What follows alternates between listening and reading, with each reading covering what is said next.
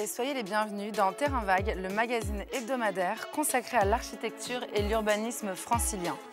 Aujourd'hui, nous allons faire un zoom sur le lycée avant le lycée installé dans la ville de Bagneux. Sur la colline des Mathurins, depuis que la BNP Paribas Logement a effectué le rachat du site, un nouveau quartier métropolitain est en cours d'aménagement à l'emplacement d'un terrain industriel pour y accueillir sur 16 hectares plus de 2500 logements, activités, espaces naturels et un lycée d'enseignement général. Jusqu'à présent, la ville de Bagneux ne comportait qu'un seul lycée d'enseignement professionnel.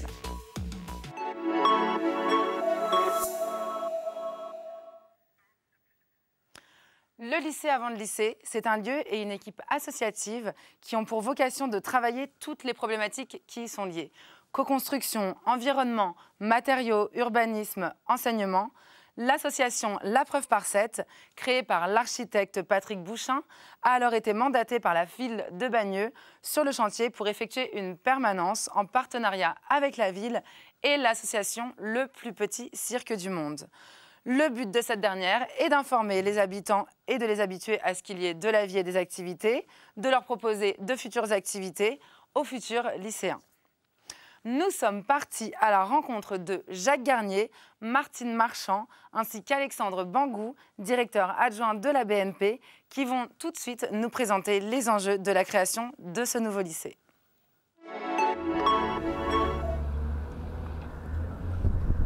La ville de Bagneux ne possède pas de lycée d'enseignement général et elle en demande un depuis très longtemps, depuis même quelques décennies. Et donc aujourd'hui, il y a une tension assez importante dans les lycées avoisinants. Il y a vraiment besoin de libérer cette tension en construisant un lycée d'enseignement général sur ce territoire, donc dans les environs. Bagneux se propose de le faire et a un terrain propice à ça. Le lycée avant le lycée, c'est un projet expérimental qui a deux objectifs. Dont le premier est celui de sécuriser l'arrivée du lycée et de faire en sorte que les démarches se fassent rapidement. Et dans un second temps, on va essayer de faire en sorte que ce lycée ne soit pas un lycée conventionnel, parce qu'il aura été conçu en partie par ses habitants et ses futurs usagers. La colline des Mathurins d'abord c'est un lieu géographique, c'est une colline, c'est le point haut de la ville de Bagneux. Et c'est un lieu qui, depuis la fin des années 50, a été occupé par l'entreprise Thomson CSF, qui est devenue Thales, et qui a occupé le site jusqu'en 2012, qui à cette époque-là a été vendu à un fonds d'investissement français et loué à la délégation générale pour l'armement, le temps qu'ils construisent leurs nouveaux locaux à Ballard, ce qu'ils ont appelé le Patagone à la française. Et ils ont quitté le site en 2016. Donc en fait, la colline des Mathurins dont on parlait tout à l'heure, c'est 16 hectares. Et sur ces 16 hectares, il y a 1 hectare qui est consacré au futur lycée et qui est donc un triangle qui était anciennement les parkings de la Thomson et de la Thales et qui se trouve juste là.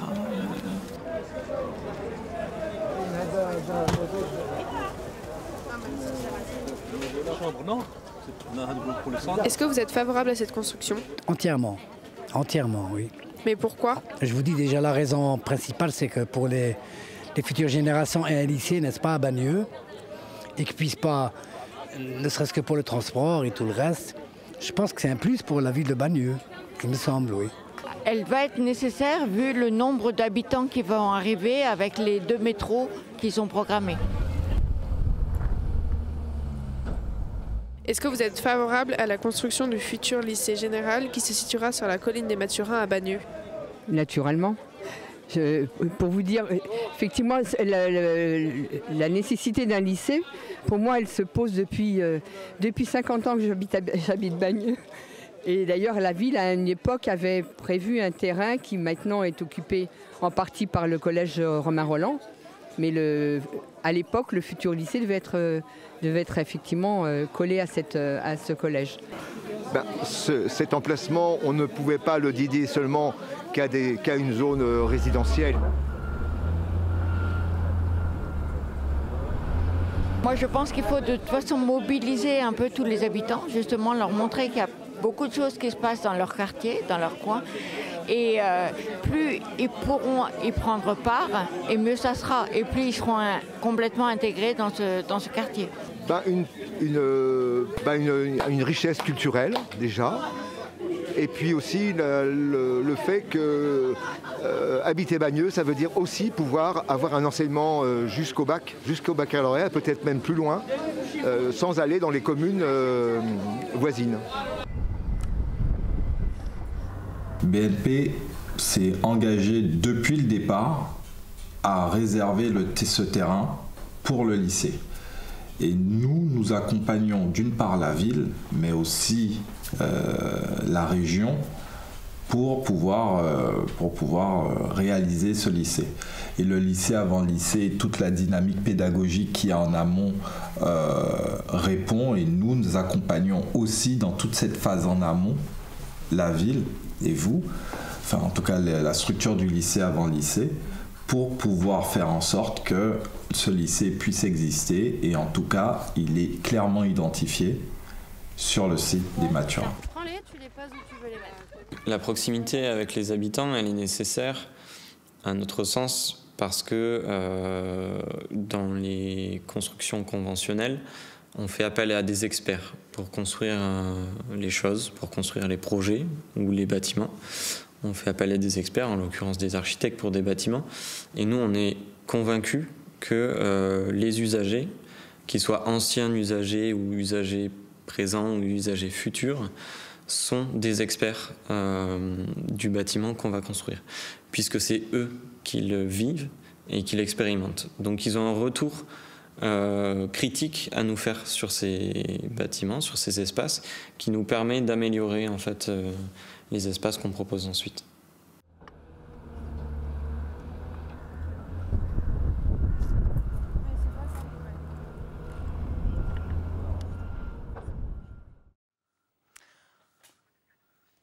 On retrouve tout de suite Jacques Garnier, permanent architectural du futur lycée, et Aurore Tourne, chef du service programmation à la direction lycée de la région Île-de-France, qui nous ont fait l'honneur de venir en plateau pour répondre à toutes nos questions. Bonjour et bienvenue. Bonjour.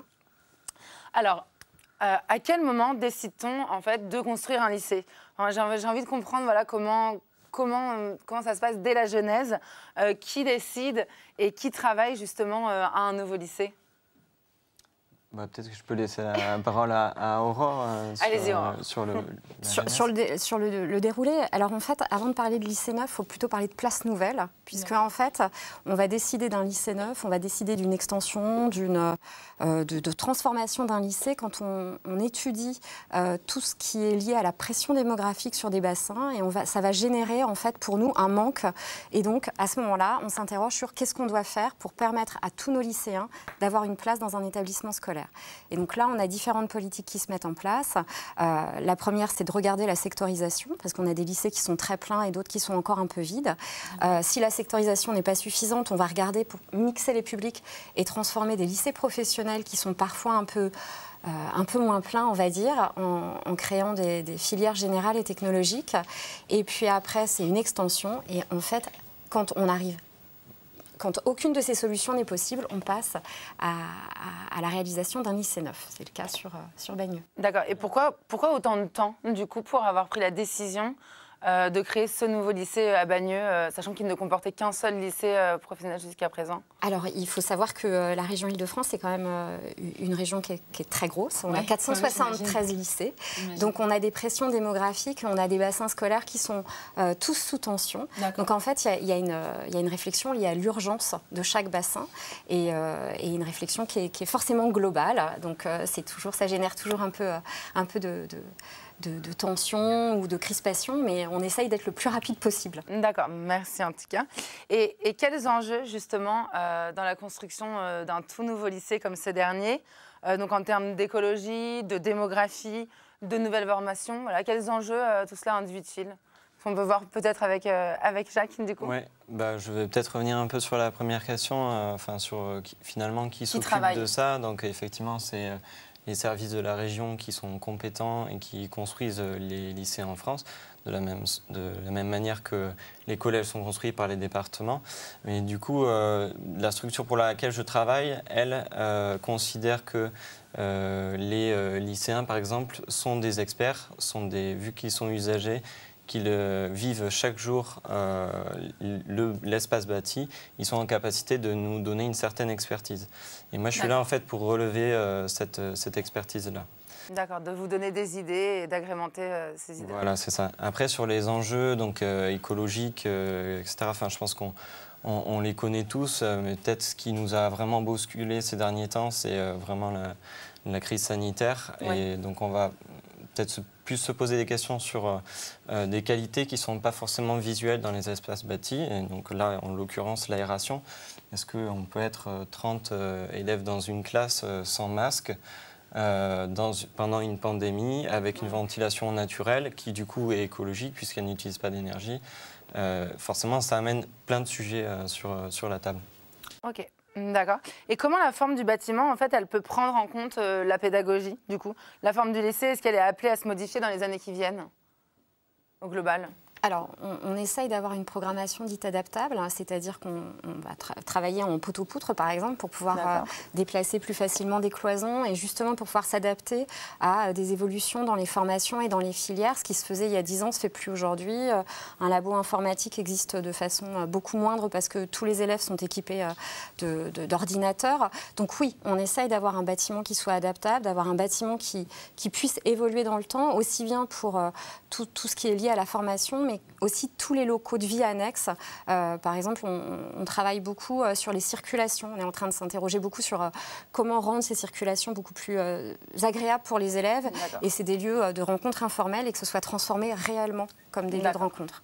En fait, on voit bien que, en étudiant un peu, en étant sur le terrain notamment, que finalement la pédagogie et le bâti sont des choses qui sont extrêmement liées. Et peut-être que je peux donner l'exemple de la classe flexible, c'est quelque chose qui existe. Après, je pense qu'on va le voir peut-être au niveau du second reportage, justement, que j'allais lancer. En fait, donc, merci vraiment pour toutes ces explications. Donc, justement, dans cette seconde partie d'émission qu'on va voir tout de suite, on va partir à la rencontre des étudiants du lycée Léonard de Vinci, donc, comme vous nous disiez, pour vous donner les idées, et de Nathalie Doublé, professeure d'art d'élèves du CAP, et Laura Damoiseau, membre justement du plus petit cirque du monde, afin de découvrir en détail les actions menées par les lycéens, comme vous nous disiez précédemment, sur le site des Mathurins. Donc en fait, ils vont nous permettre de mettre en lumière le but principal de l'association, donc qui est le partage associé au caractère social de cette dernière. Donc voilà, tout de suite les images.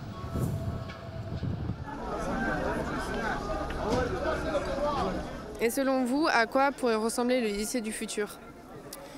Alors, le lycée du futur, il pourrait regrouper plein de choses, notamment au niveau informatique, logiciel, comme le jardinage, des sports de balle, sécuriser justement ces activités-là en mettant des grands filets, faire pourquoi pas des ateliers de peinture, poterie, ça peut être intéressant, tout ce qui est manuel. C'est vrai qu'en tant que professionnel, en tout cas en tant que professeur dans un établissement scolaire, pour moi, le lycée idéal, ça serait effectivement un lycée qui soit décloisonné. Alors, j'en reviens toujours, le fait de travailler sur projet, c'est le fait de ne pas rendre l'enseignement rigide. Cette année, avec les 2 classes, avec les 1 CAP électricité et les 3e prépa métier, nous avons travaillé sur une cartographie imaginaire sur le lycée de demain. Après, c'est un petit peu différent parce que là, on s'adresse à des élèves qui sont en lycée professionnel, qui n'iront pas dans un lycée général, donc ils se sont plus posé la question de qu'est-ce que serait un lycée et quel serait le lycée idéal au sein de la ville de Bagneux. Ce qui est assez surprenant, c'est que lorsqu'on leur parle du lycée et quel serait pour eux le lycée idéal, ou comment verraient-ils un lycée qui pourrait être parfait, la première chose dont ils parlent, c'est pas forcément les cours, c'est toute la partie, moi j'appelle ça socialisation. Pour moi, un lycée idéal, c'est avoir un terrain de foot. Ce qui caractérise la dernière page, c'est à la Si il y a des gens qui viennent de loin, les cours sont pas commencés, ils peuvent aller s'asseoir dans des endroits où, par exemple, où ils peuvent jouer à des jeux. Le lycée avant lycée est un projet porté par différentes structures qui sont à la fois la ville de Bagneux, le plus petit cirque du monde et la Preuve par 7. Alors le plus petit cirque du monde, c'est un lieu hybride qui est à la fois école de cirque, mais pas seulement. C'est un lieu aussi dédié à la jeunesse, un lieu qui accompagne les jeunes artistes en création. Ces différents acteurs ont comme objectif de sécuriser l'arrivée du lycée général et technologique de Bagneux, mais également de faire en sorte que ce lycée soit extraordinaire et qui corresponde aux besoins et aux attentes des habitants. Pour cela, on a déterminé plusieurs axes de travail. Faire vivre le terrain de futur lycée en y organisant des événements, en ouvrant les portes le plus souvent possible. On a déjà des activités autour de la pratique artistique et culturelle. Donc c'est assez varié. Ça peut être des activités liées au cirque, mais pas que. Le lycée avant lycée propose également des actions de construction. Les participants sont amenés à construire des parties du futur lycée de Bagneux. Donc à la fois du mobilier avec les lettres géantes qui forment le mot lycée, mais également réhabiliter, rénover les algécos qui sont sur le terrain du lycée afin d'en faire des espaces plus agréables. Pour cela, on met en place des activités, par exemple, de jardinage. On a travaillé avec des enfants des accueils de loisirs de la ville pour embellir la parcelle du lycée. On approche des beaux jours du printemps, donc on a profité de cette occasion pour inviter une paysagiste et solliciter les enfants sur une action de jardinage. On a planté ensemble les premières plantes et bulbes qui pourront pousser dans les prochaines années sur ce terrain. Est-ce que ça vous donne envie de jardiner chez vous? Oui. Vous avez des jardins? Moi, j'ai un jardin chez ma mamie. Non, moi, j'ai pas de jardin. On a mis de la terre et on a mis des plantes et on a mis des cailloux et des petits bâtons parce qu'il y avait des pompes pour faire des étoiles. Parce que c'est la galaxie qu'on a fait. C'est nécessaire de mettre en place ce genre d'activité sur le terrain dès aujourd'hui parce que le lycée ne sera pas construit avant quelques années et il est important pour nous de travailler justement sur le temps long, de travailler dès aujourd'hui avec les habitants et les futurs usagers, notamment avec les enfants parce qu'il est important pour nous de récolter dès aujourd'hui leurs interrogations, leurs questionnements, mais également de révéler certaines pratiques qui peuvent être artistiques, qui peuvent être citoyennes ou autres, et de les mettre en valeur et de les développer dans le cadre de notre projet. Nous retrouvons à nouveau Jacques Garnier et un nouvel invité, Didier Sablic, enseignant EPS, membre du syndicat national de l'éducation physique. Donc vous êtes aussi auteur de plusieurs documents de conception d'équipements sportifs. Donc je vais voir avec vous tout de suite. Alors comment le bâtiment peut-il s'ouvrir sur la ville? Voilà, comment peut-on définir cela? Alors, avec M. Sablic, peut-être. Le principe, alors d'abord je dirais que c'est le syndicat qui a produit ces documents. Justement, on a produit plusieurs documents qui sont très ouverts là-dessus. On les a produits à la fois pour la pratique scolaire, mais aussi pour la pratique civile. Donc pour comment concevoir les interactions entre les deux. Il suffit, ça semble très basique, mais de faire 2 ouvertures. Parce que généralement, il n'y a qu'une seule ouverture sur l'établissement, mais il suffit de faire une deuxième ouverture qui ouvre directement sur la ville pour que lorsque les cours s'arrêtent, le civil, le fédéral, puisse investir ces lieux qui seraient partagés finalement de 8h du matin jusqu'à minuit sans aucun problème. D'accord, donc faire un lycée à double fonction. Voilà, double fonction, mais avec un triple financement. C'est-à-dire que le financement pourrait être conçu par la collectivité locale, la ville par exemple, par le département et par la région, ce qui permettrait d'investir des sommes conséquentes et à hauteur des besoins. D'accord, et donc de pouvoir justement développer peut-être encore plus d'équipements favorables aux élèves. Et comment on peut justement recueillir les avis de tous les usagers, donc des élèves jusqu'au personnel? Comment vous y prenez quand vous voulez justement avoir un peu ces avis-là? Je pense que Didier a une méthode un peu différente de la mienne, mais on va prendre les deux. Effectivement, voilà. Nous, on fait beaucoup d'activités sur le terrain même du futur lycée, donc voilà, on touche vraiment à tout. On fait aussi des activités extramuros, surtout dans les établissements scolaires, donc les collèges publics et les lycées publics. On propose des activités sur des thèmes connexes au lycée idéal, au lycée de demain. Et on essaie de construire des choses avec eux sur des projets artistiques qui permettent de révéler en fait les réels besoins et envies en fait de ces usagers, de ces élèves. D'accord, donc c'est comme une sorte de test. Donc vous les faites un peu toucher à tout et vous voyez ce qui marche et ce qui fonctionne un peu moins bien. C'est une étude sociologique un peu, mais voilà, il faut travailler en amont beaucoup sur la manière dont on le fait, la méthode et la manière dont on valorise les informations qu'on tire de ces ateliers. D'accord, est-ce que vous avez essayé en amont de leur demander directement ce qu'ils souhaiteraient voir apparaître au lycée? Oui. Mais on a eu quoi comme type de réponse, par exemple? On a eu des McDonald's, non, mais des fois, c'est des choses très simples et qui parlent d'elles-mêmes, en fait, du type un distributeur de friandises.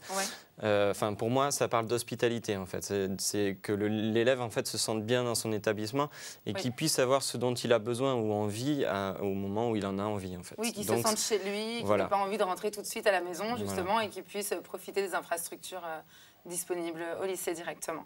C'est ça. Et du coup, comment on fait du lycée un espace polyvalent, donc qui peut être habitable, qui puisse être justement habitable donc en dehors des heures de cours traditionnelles, en dehors des équipements sportifs? Qu'est-ce qui peut on peut prendre d'autres exemples, puisqu'on parlait de l'implication, par exemple, du plus petit cirque du monde sur la ville. On pourrait penser, par exemple, que les élèves et les parents puissent aller voir, mais qu'également, il puisse y avoir une interpénétration par l'intermédiaire, par exemple, de salles qui existent dans certains lycées parisiens, de type amphithéâtre, par exemple. Moi, j'ai été dans un lycée où il y avait une salle de cinéma 300 places. Vous imaginez qu'on peut développer un certain nombre de projets. Une salle de ce type-là permettrait aux élèves de s'engager dans les arts, dans le cirque, dans le spectacle, mais permettrait également d'inviter à la fois les parents d'élèves, mais également les balnéolais ou autres à venir voir ce qui s'y passe. Parce que convoquer les parents lorsque son enfant a fait une bêtise, c'est une chose, d'accord, mais inviter les parents à venir participer à un spectacle, visualiser, c'est autre chose. Et là, c'est la façon la plus positive de voir les choses. Je rajouterais juste un petit mot sur les élèves. Les élèves sont des experts, comme les personnels, comme les parents. Il suffit de leur demander les problèmes qu'ils rencontrent. Ils peuvent les identifier. Et par rapport à ces problèmes, on peut apporter des solutions qui ne sont pas des solutions grandioses, mais relativement simples. Et ils ont des propositions. Et mieux ils seront dans leur lycée, moins il y aura de soucis de vie dans le lycée, et plus ils seront à même de réussir leurs études. Donc c'est un pari vraiment gagnant-gagnant et qui rapportera vraiment beaucoup à tout le monde. D'accord. Et alors, est-ce qu'on effectue ça dans les autres lycées en général, où là, c'est vraiment une grande première avec le lycée de Bagneux, cette permanence qui est effectuée, ces avis recueillis? La démarche est tout à fait expérimentale. Ça ne s'est pas encore vraiment fait ailleurs, donc on espère y arriver, aboutir à quelque chose de bien. Mais voilà, sur ces questions de l'ouverture, je pense que il y a un lycée d'enseignement professionnel à Bagneux qui a des ateliers qui ne sont pas utilisés à 100% du temps, qui pourraient servir justement à ce nouveau lycée. C'est ce qu'évoquait Didier juste avant. Et de la même manière que le plus petit cirque du monde, qui est une structure associative qui a des équipements spatiaux très importants, peut proposer, vu qu'elle est aussi partenaire de cette démarche, peut proposer du coup des équipements assez simplement. Et on peut aussi imaginer que les lycées, de manière générale, ne sont pas utilisés le soir ou la nuit. Et pourquoi pas ? Pourquoi pas utiliser finalement un établissement public à des horaires qui ne correspondent pas à ceux de la scolarité, de l'enseignement, pour y développer d'autres activités si on a des espaces polyvalents qui le permettent. J'espère que les téléspectateurs justement recueilleront ces idées et qu'on pourra les diffuser dans d'autres lycées. Merci à vous. En tout cas, à vous deux. Donc, en résumé, le lycée avant le lycée, c'est le projet de construire un tout nouveau lycée d'enseignement général sur la colline des Mathurins à Bagneux. Donc, c'est un projet expérimental qui va faire en sorte que ce lycée ne soit pas uniquement un lycée conventionnel, car il sera, comme vous l'avez compris, construit en partie par ses habitants et ses usagers. Alors le but, ça va être de travailler avec ces derniers et les futurs usagers, car il est important pour l'association La Preuve par 7 de récolter toutes leurs interrogations, leurs problèmes, leurs vœux, mais également de révéler des pratiques qui peuvent devenir artistiques, citoyennes, afin de les mettre en valeur et de les développer dans le cadre du projet, et profiter à la ville et aux villes alentours. Alors, vous pouvez retrouver les avancées de ce projet expérimental et les diverses actions menées à ce sujet au fur et à mesure donc, sur leur site internet, donc disponible directement sur notre site internet pour l'adresse. Merci à tous. Dans un instant, donc, sur l'antenne de France 2, on se retrouve avec Affaires conclues. Tout le monde a quelque chose à vendre. On se quitte en musique. À la semaine prochaine, même chaîne, même heure.